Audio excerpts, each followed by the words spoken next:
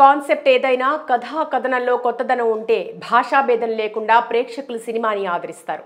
అలా విజయ్ ఆంటోనీ స్వీయ దర్శకత్వంలో హీరోగా నటించిన బిచ్చగాడు చిత్రం తెలుగులో ఎంత హిట్ అయిందో చూసే ఉంటాం.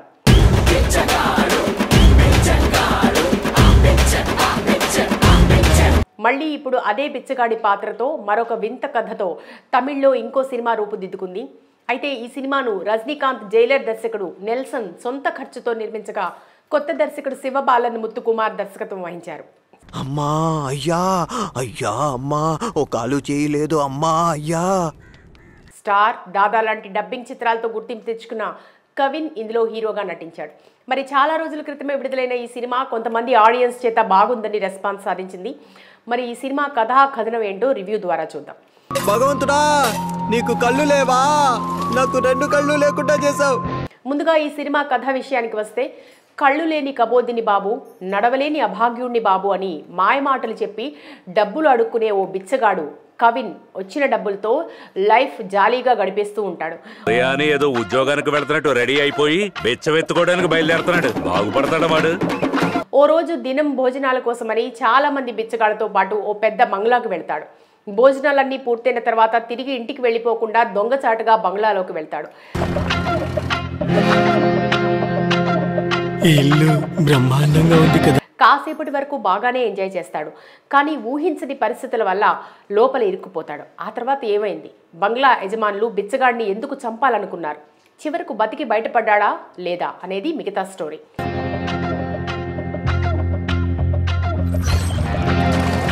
ఇక సినిమా గురించి విశ్లేషించుకుంటే, దర్శకుడు కామెడీని ఎమోషన్స్ను కలిపి ఈ కథను నడిపించాడు.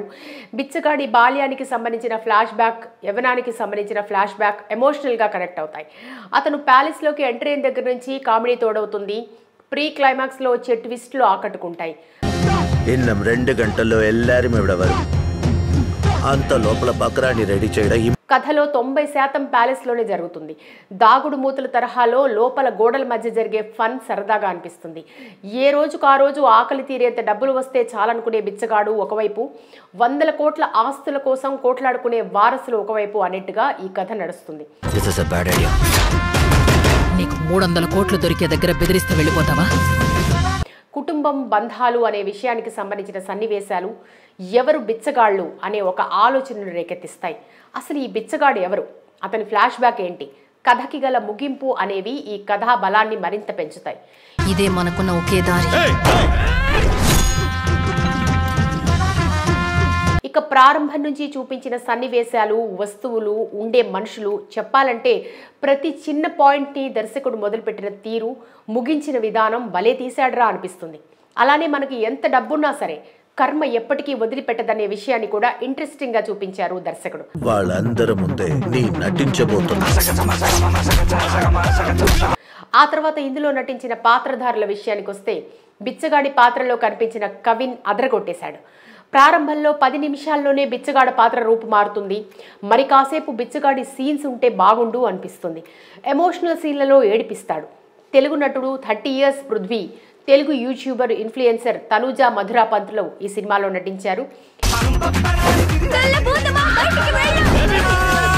ఈ ఇద్దరికి కాస్త రిజిస్టర్ అయ్యే పాత్రలే పడ్డాయి. ఇక సాంకేతిక విభాగాల గురించి చూస్తే, దర్శకుడు శివబాలన్ ముత్తుకుమార్ తీసుకున్న పాయింట్ డిఫరెంట్గా ఉంది. దాన్ని ప్రజెంట్ చేసిన విధానం అంతే డిఫరెంట్. బ్యాక్గ్రౌండ్ మ్యూజిక్ పర్లేదు, సినిమాటోగ్రఫీ, ఎడిటింగ్ బాగున్నాయి. సినిమా అంతా బంగ్లాలోనే జరుగుతుంది కాబట్టి దానికి తగ్గట్టే నిర్మాణ విలువలు ఉన్నాయి. తప్పకుండా ఇరుక్కుపోతారు.